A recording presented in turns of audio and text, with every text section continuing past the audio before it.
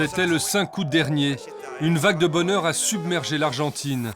La présidente des grands-mères de la place de Mai a retrouvé son petit-fils, enlevé par la dictature il y a 37 ans. Toute l'affaire se passe en direct à la télévision. Avant toute chose, je voulais partager ce moment avec vous, cette joie que vient de m'apporter la vie.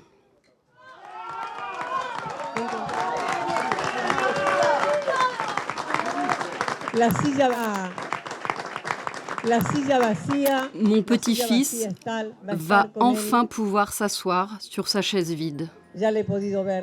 J'ai pu le voir, il est beau. C'est un artiste. Quelques jours plus tard, nouvelle conférence de presse avec son petit-fils Guido cette fois-ci.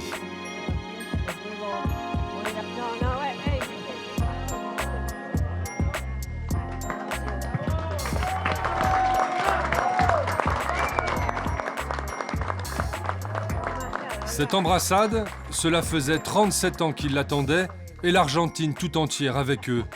Guido est heureux et ça se voit. J'ai conscience de ce qu'ont fait les grands-mères de la place de Mai, de la lutte menée par ma propre grand-mère.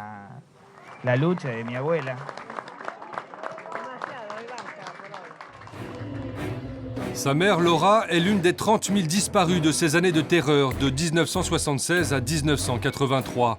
Tous ceux que la junte au pouvoir jugeait subversifs. Les militaires les ont torturés, violés, assassinés et ont fait disparaître leurs corps.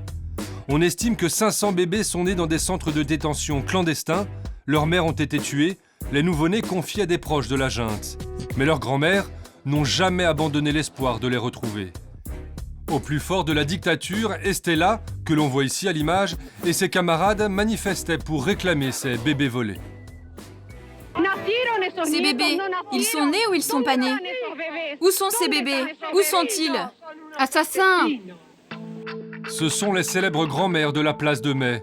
Le foulard dont elles se coiffent est devenu le symbole de leur lutte.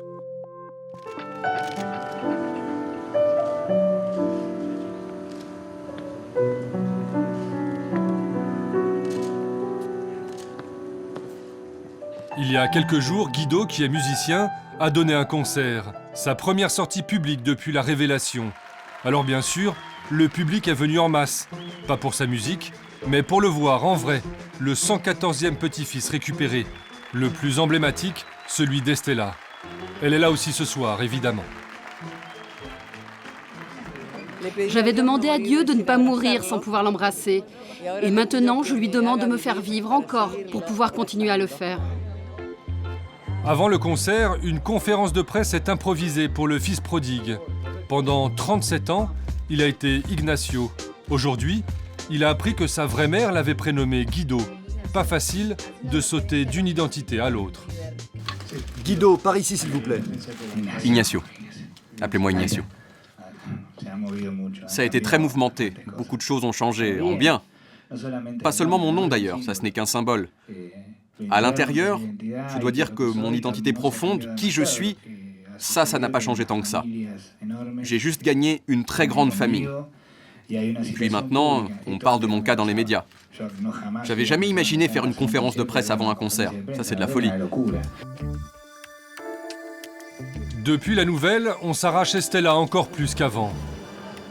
Est-ce que je peux vous embrasser? Cet après-midi-là, elle se rend à la mairie de Buenos Aires, qui rend hommage à sa fille Laura, assassinée il y a tout juste 37 ans. Sa fille a été tuée juste après avoir donné naissance en captivité, menottée à une paillasse, à un fils qu'elle a donc appelé Guido. Maintenant que j'ai retrouvé mon petit-fils, maintenant que justice est faite, ma fille doit être bien là où elle est, et moi aussi je suis en paix. Elle doit être en train de me dire, en tout cas c'est comme ça que je le sens, maman, mission accomplie. Nous sommes maintenant à Olavarria, à 400 km de la capitale. On retrouve le foulard symbole des grands-mères de la place de Mai, dessiné sur le mur de la ville avec ce chiffre 114. C'est ici que Guido Ignacio, le 114e petit-fils retrouvé, a été élevé. Voici Carmelo Vinci, un activiste torturé et emprisonné durant la dictature. Regarde, c'est là. On arrive. Il nous emmène à l'endroit où Guido a été élevé. À l'époque, les militaires ont remis le bébé à l'un de leurs soutiens, Pancho Aguilar. Ce notable de la région a ensuite fait adopter le bébé sous un faux nom, avec une fausse date et un faux lieu de naissance. Parmi les travailleurs agricoles d'Aguilar, il y avait Clemente Urban et sa femme. Ce sont les parents adoptifs de Ignacio Guido. Et c'est dans cette ferme qu'il a grandi.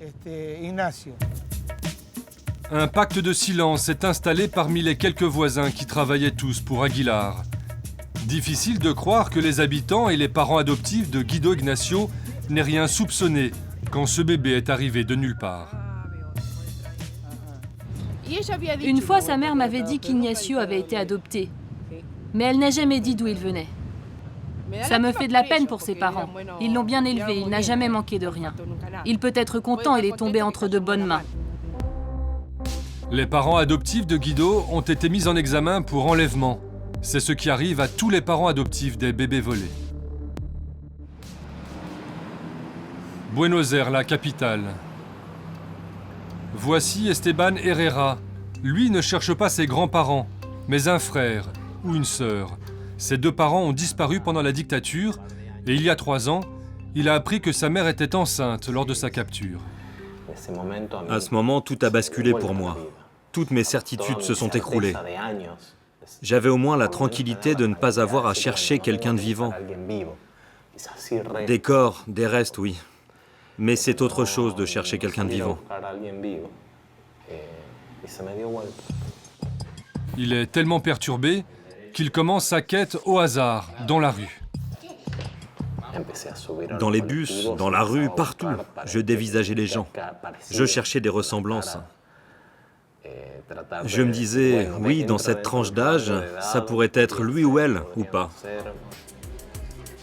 Après s'être calmé, il a fait ce que font tous les fils de disparus. Il est allé à la banque de données génétiques nationales. Bonjour. Elle a été créée en 1989 pour permettre aux Argentins de retrouver des membres disparus de leur famille en comparant les données génétiques. Plus de 10 000 ADN ont déjà été récoltés. C'est ici qu'ont été identifiés les 115 petits-fils déjà retrouvés.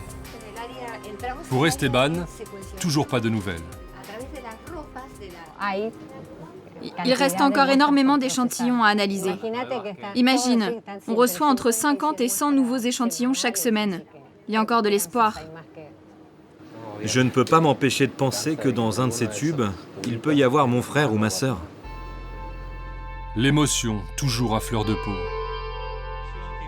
La question des bébés volés est si forte en Argentine que tous les jeunes entre 31 et 38 ans se sont déjà posé au moins une fois la question. Et si moi aussi j'en étais un? Chacun s'identifie à la joie de Guido et d'Estela. Chaque enfant retrouvé est une victoire de l'Argentine sur son passé.